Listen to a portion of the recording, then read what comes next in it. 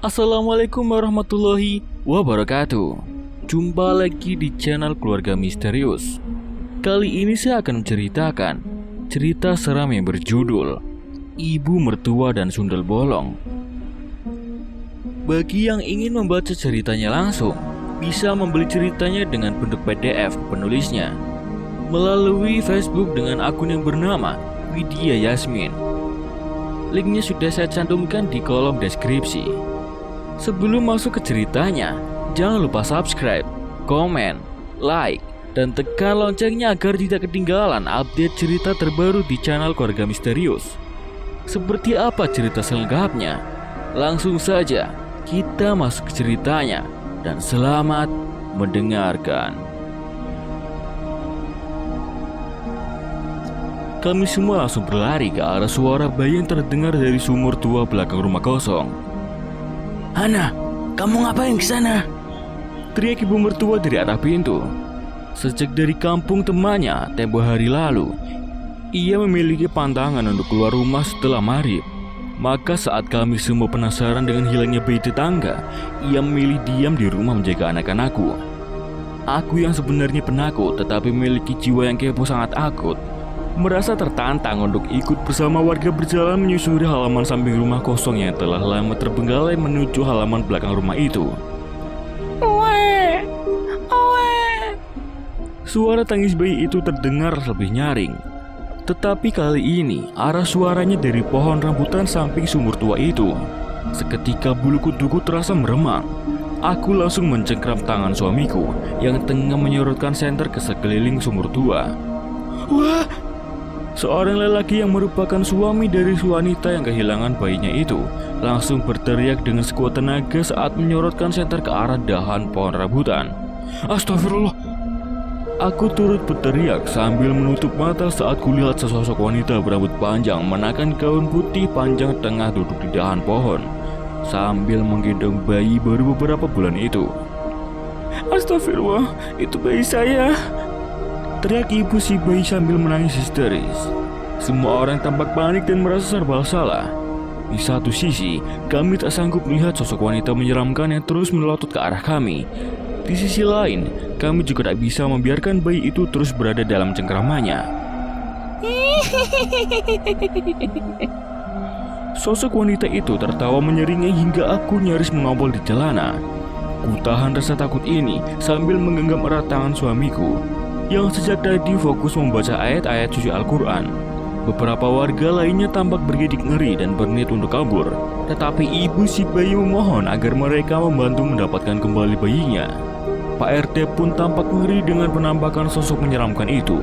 Tetapi ia mencoba menahan rasa takutnya lalu mengajak semua orang untuk berdoa bersama dan membaca ayat kursi juga ayat-ayat suci Al-Quran lain. Tiba-tiba sosok wanita menyeramkan itu menjatuhkan bayi dalam genggamannya hingga kami semua terkesiap dan berteriak histeris. Suamiku juga bapak-bapak lainnya langsung melompat meraih bayi itu. Alhamdulillah mereka semua berhasil meraihnya.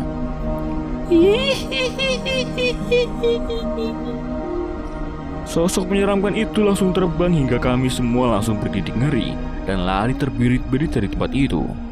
Rasa takut menyelimuti seluruh jiwa dan pikiran. Walaupun sosok itu telah terbang dan menghilang, kami semua langsung berlari terbirit-birit. Bahkan ada warga yang terjerembab, kecemak karena ketakutan.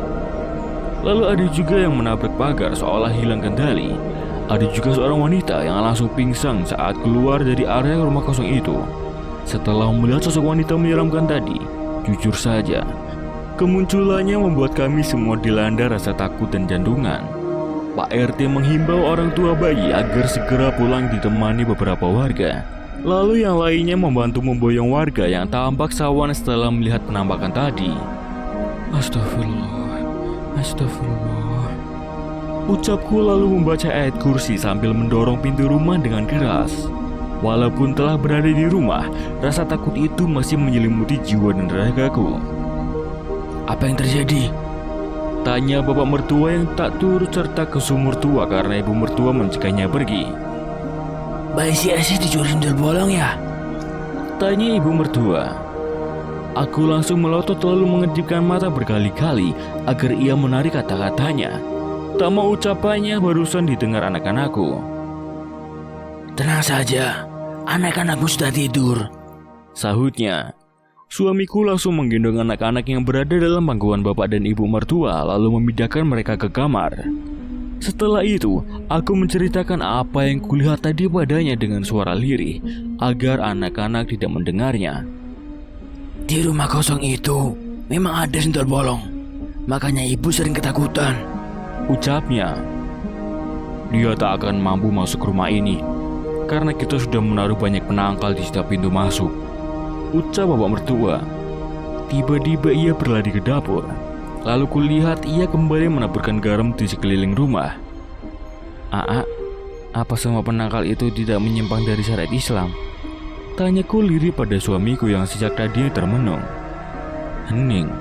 Ia sama sekali tak menanggapi pertanyaanku. Diki, kamu kenapa?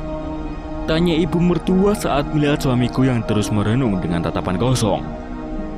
Aku seperti mengenali sosok wanita menyeramkan itu, ucapnya hingga membuatku tersentak kaget.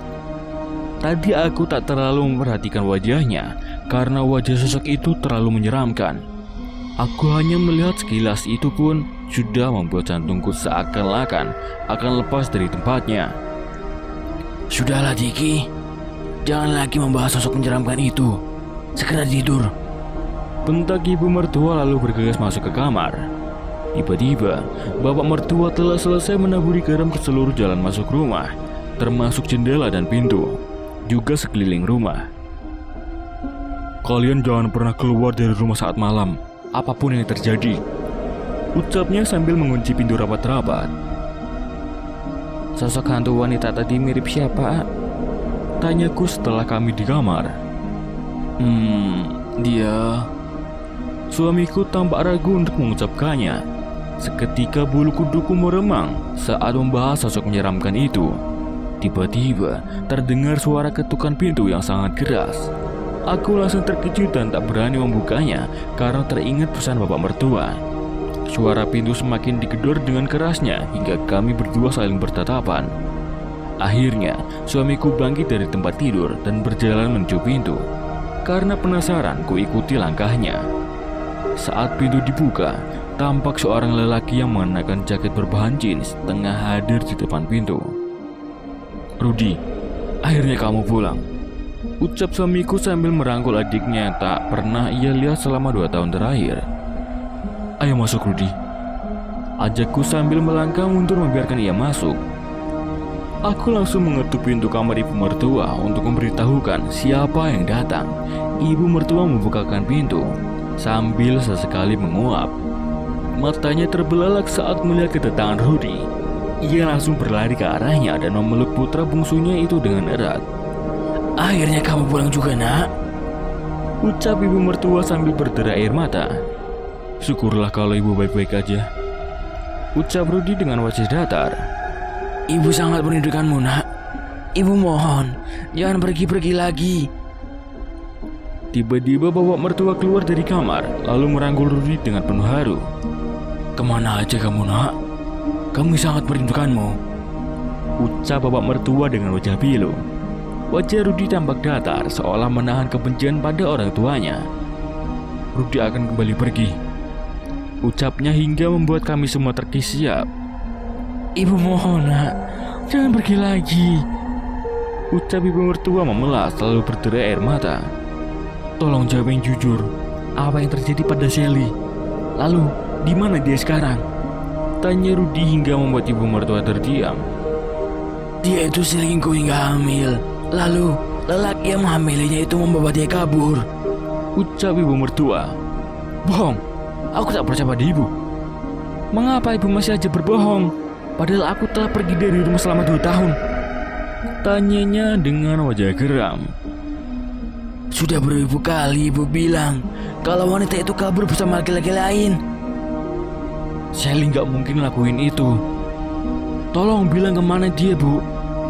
Aku sudah mencarinya kemana-mana, tapi gak ketemu juga, ucap Rudi dengan wajah pilu. Ibu mertua tetap bersikeras mengatakan bahwa Shelly selingkuh, bahkan kabur bersama lelaki lain. Aku dan Shelly memang tidak dekat.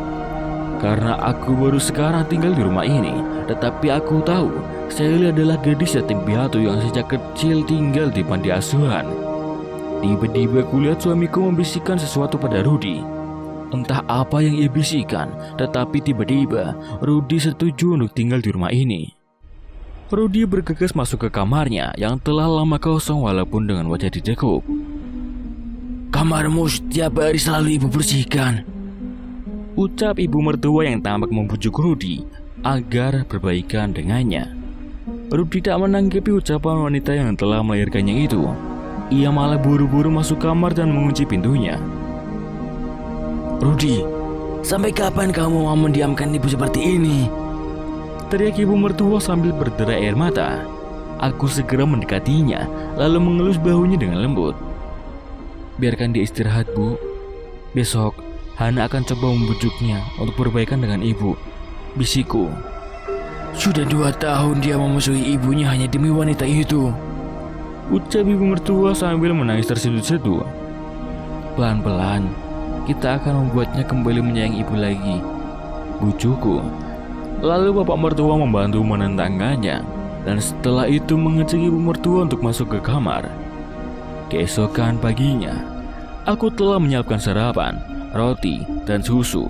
Sedangkan bapak mertua meminta pisang goreng dan bakwan, lalu minumnya teh manis. Ibu mertua memilih roti tawar dan susu tawar. Ia tak biasa memakan makanan berminyak seperti suaminya. Rudy, mau sarapan apa? Biar ibu siapin, bujuk ibu mertua. Aku mau sarapan jika teteh Hana yang menyiapkannya, ucap Rudy. Tiba-tiba aku teringat kalau suamiku juga sering bertanya apakah itu masakanku atau ibunya. Dengan cara berbisik dan tanpa sepengetahuan ibunya, jika ku bilang itu masakanku, maka ia akan langsung memakannya. Ia tak pernah mau memakan masakan atau minuman yang dibuatkan oleh ibunya. Selalu ada saja alasan untuk menolaknya. Gorengan dan semua makanan ini disiapkan oleh Hana, ucap ibu mertua dengan wajah pilu. Aku benar-benar tak enak hati melihat sikap Rudy padanya. Ibu mertua tampak tertekan, tetapi ia tak berani berbuat apapun.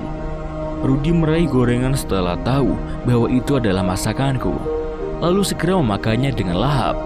Ia juga memintaku membuatkan teh manis. Selera makannya memang sama persis dengan bapak mertua. Semakin lama kamu semakin berani menyakiti hati ibumu, bentak bapak mertua. Biarkan saja, Pak.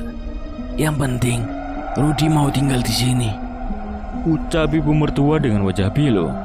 Rudy tampak fokus memakan pisang goreng juga bakwan sayur buatanku, tanpa memperdulikan ibu yang terus menatapnya dengan tatapan sendu. Ruth, kamu kerja apa sekarang? Masih jadi supplier pakaian ke toko-toko, sautnya santai. Setelah itu ia menatap kedua anakku yang tengah sarapan roti dan segelas susu. Nama kamu Dinis kan? Tanya Rudy pada anak sulungku. Bocah berusia 6 tahun itu hanya mengangguk karena mulutnya sangat penuh. Kalian sudah lama tinggal di sini? Tanya Rudy sambil menatapku juga suami. Sekitar 3 minggu lebih.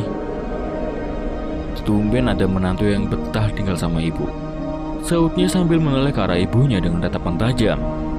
Mau sampai kapan kamu terus bersikap dingin pada ibumu? Tanya bapak. Sampai ibu bilang di mana Sally berada, sahut Rudy setengah membentak. Kulihat suamiku buru-buru mengajak anakku untuk segera berangkat sekolah, lalu menyuruhku membawa pergi anak bungsu. Ia tampak khawatir kalau Rudy akan kembali bertengkar dengan kedua orang tuanya. Tenang aja, aku gak akan bertengkar sama ibu, sahut Rudy sambil kembali melahap pisang gorengnya.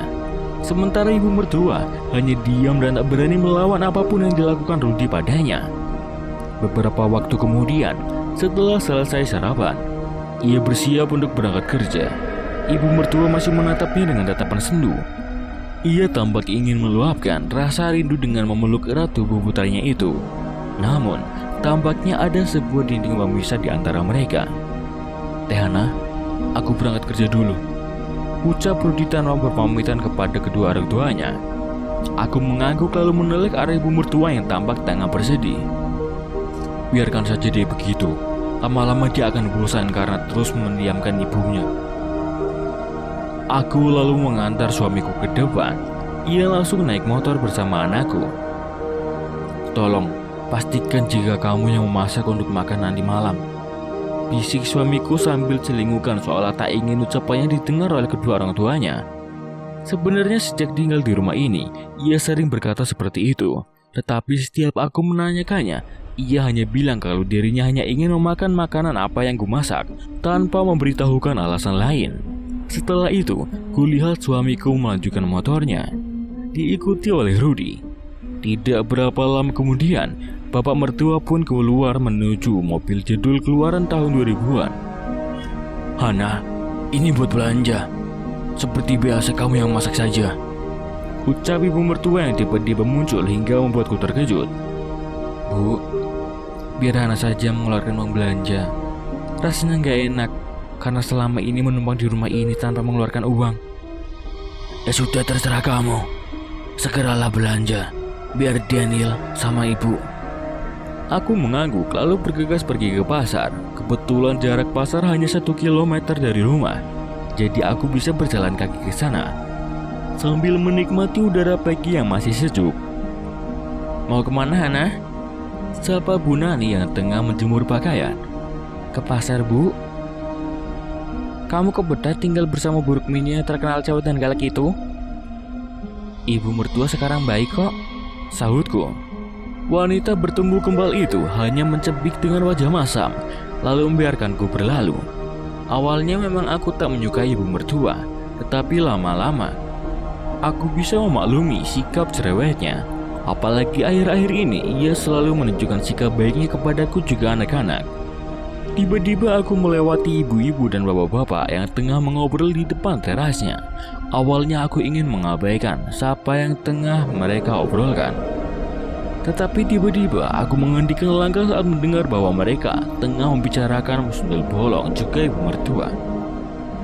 Ngeri banget ya sama sundel bolong semalam. Anehnya buruk mini tak mau keluar saat kita heboh dengan sundel bolong itu, ucap Pak Ismail.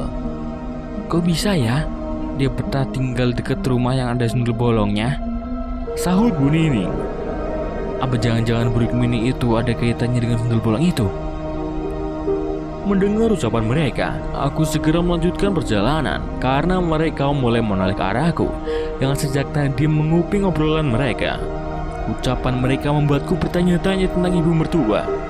Wanita yang telah melahirkan suamiku itu tampaknya menyimpan banyak rahasia besar dalam hidupnya. Setelah mendapat apa yang dibutuhkan, aku segera meninggalkan pasar. Selama perjalanan pulang, entah mengapa perasaanku terasa tak enak. Setibanya di depan rumah, kulihat seorang lelaki bertumbuh tinggi besar keluar dari rumah sambil menenteng sebuah amplop tebal. Sepertinya wajah lelaki itu tak asing karena ia merupakan warga daerah sini. Hanya saja aku tak mengenalnya ataupun mengetahui di mana rumahnya. Siapa lelaki tadi, Bu? Tanyaku.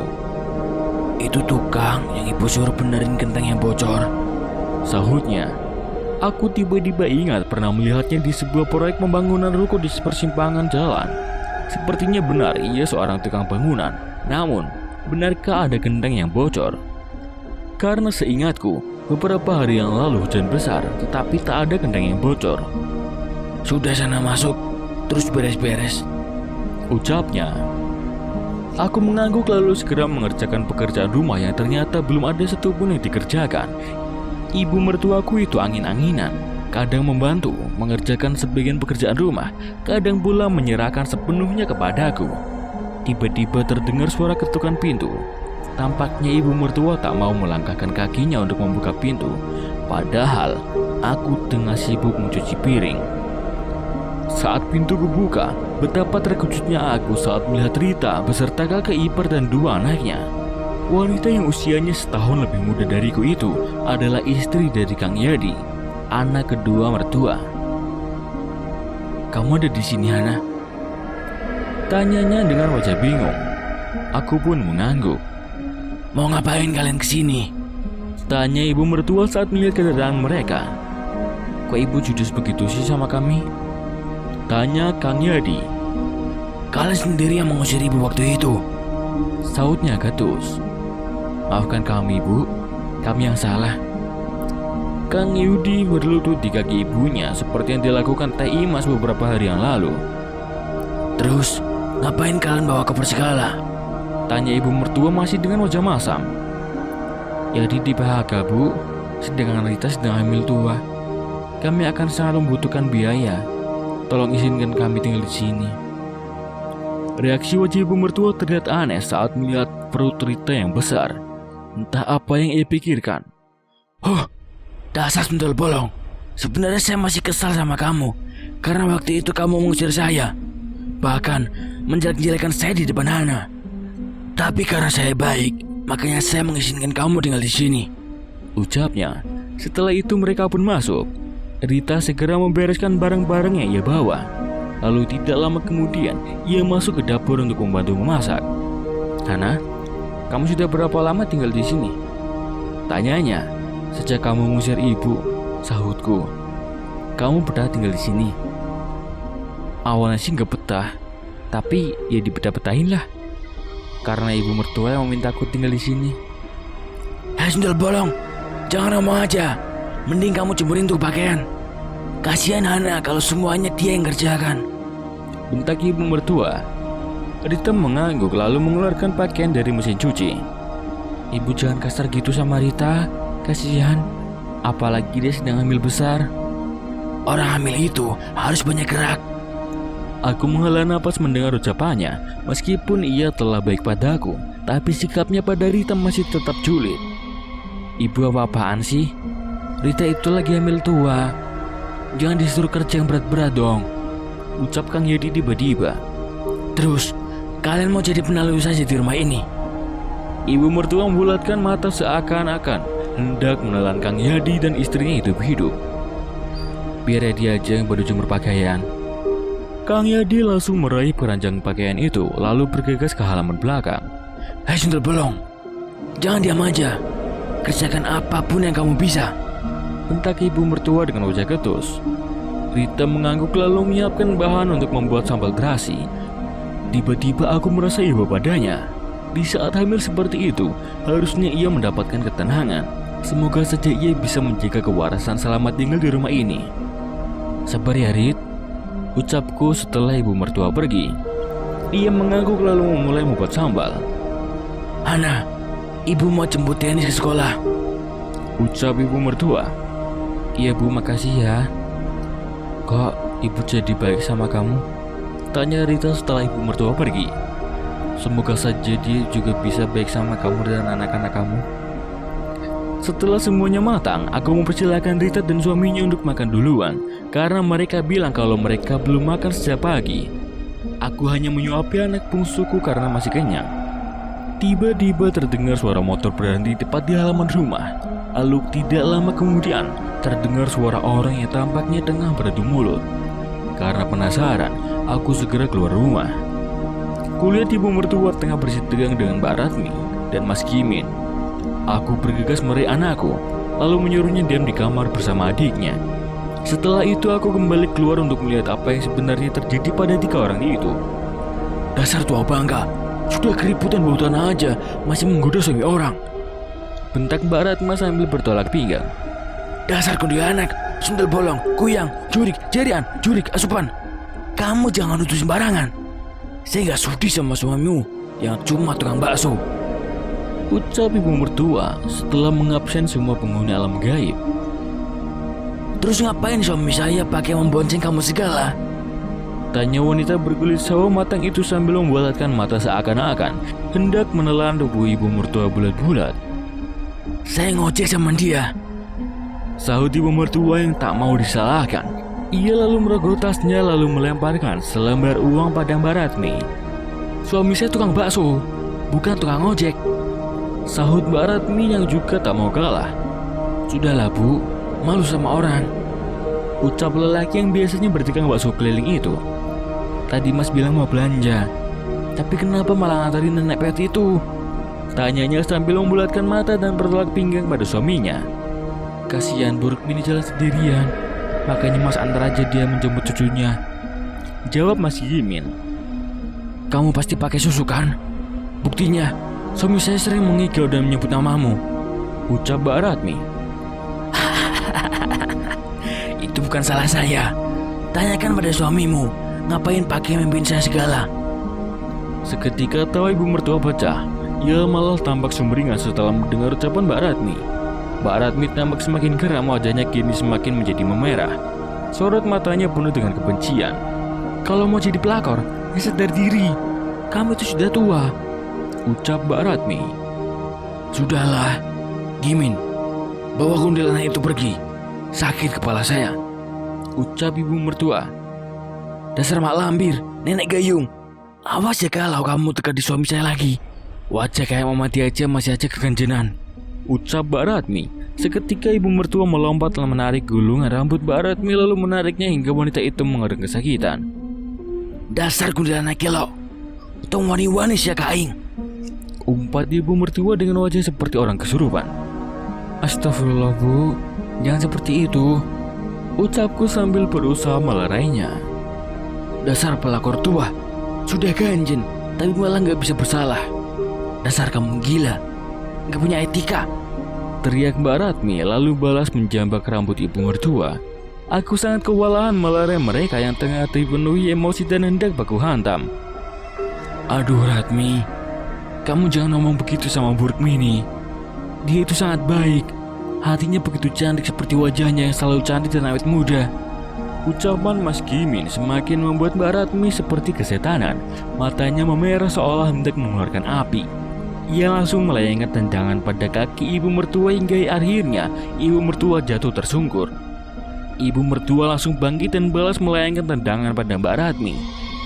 Tak hanya menendang, ibu mertua juga sempat melayangkan bogem mantah ke arah wajahnya.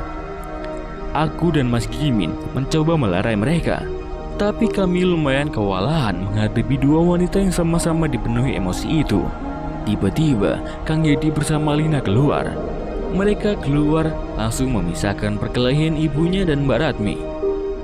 Kalian itu sudah tua, ngapain baku hantam kayak anak kecil? Ucap Kang Yedi. Ibumu tuh yang tua, tapi masih aja keganjenan, teriak Mbak Ratmi. Sorry ya, saya nggak level kalau keganjenan sama suamimu yang cuma tukang bakso. Dianya aja dulu yang terus mendekati saya, saut ibu mertua.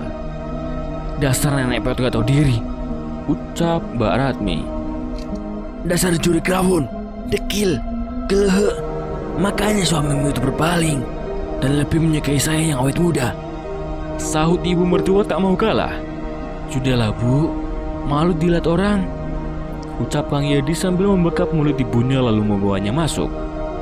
Begitu pula dengan Mas Gimin yang langsung membawa istrinya pulang. Setelah masuk ke rumah, kami semua menarik napas dalam-dalam lalu mengembuskan secara perlahan. Kami semua dibuat mengelus dada dengan apa yang baru saja terjadi. Kalian semua ngapain menatap ibu seperti itu? Tanyanya dengan napas ngos-ngosan. Tampaknya ia kehilangan banyak tenaga setelah baku hantam dengan Mbak Ratmi. Sebenarnya kenapa sih bu harus berantem segala? Ingat umur bu, ucap Kang Yedi. Dia menuntut ibu menggoda suaminya, padahal ibu gak level sama tukang bakso kayak dia, sahutnya sambil mengerutkan bibirnya. Saya kok heran ya sama tukang bakso itu. Kenapa seperti tergila-gila gitu sama ibu? Tanya Rita sembari mengernyitkan dahi. Ya karena saya cantik dan awet muda lah, sahut ibu mertua sambil melotot dan bertolak pinggang lalu masuk ke kamarnya.